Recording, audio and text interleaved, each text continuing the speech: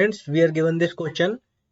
Fx is a polynomial of degree 4 with real coefficients such that fx equal to 0 satisfied by x equal to 1, 2, 3 only. इसका मतलब fx एक polynomial है जो कि 4 degree का polynomial है, तो उसके मैक्सिमम कितने रूट हो सकते हैं? 4 रूट हो सकते हैं। और बोल रहा है कि वो सेटिस्फाई किससे हो रहा है? 1, 2 और 3 से। इसका मतलब 1, 2 और 3 में से कोई एक रूट रिपीटेड है, यानी कि fx के जो 4 रूट होंगे वो इन ये 1, 2, 3 और कोई एक रूट रिपीट होगा। अब एक कॉन्सेप्ट है कि अगर इफ fx अगर कोई पॉलिनोमियल है ऑफ n डिग्री, तो f डैश एक्स जो होगा वो कितने डिग्री का होगा? f dash x will be of n-1 degree.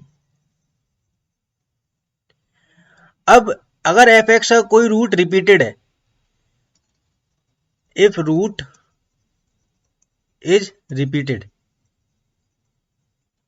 For example x equal to a एक इसका रूट है जो कि रिपीटेड है, तो f ऑफ a क्या होगा? 0 होगा। और अगर रूट रिपीटेड है then f dash a will also be 0। Repeated root के केस में जो डिफरेंशिएशन होके फंक्शन आता है वो उसका भी रूट होता है।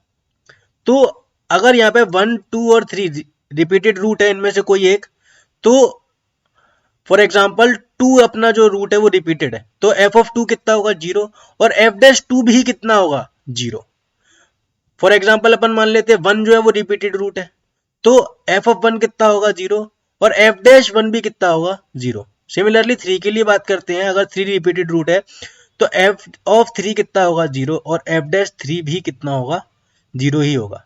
तो इन एनी केस अगर इनमें से कोई एक रूट भी रिपीटेड है तो उसका जो डिफरेंशिएशन होगा वो भी कितना हो जाएगा? 0 हो जाएगा।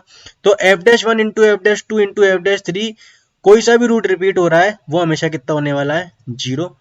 So the answer to this question is 0. I hope you understood this question. Best of luck.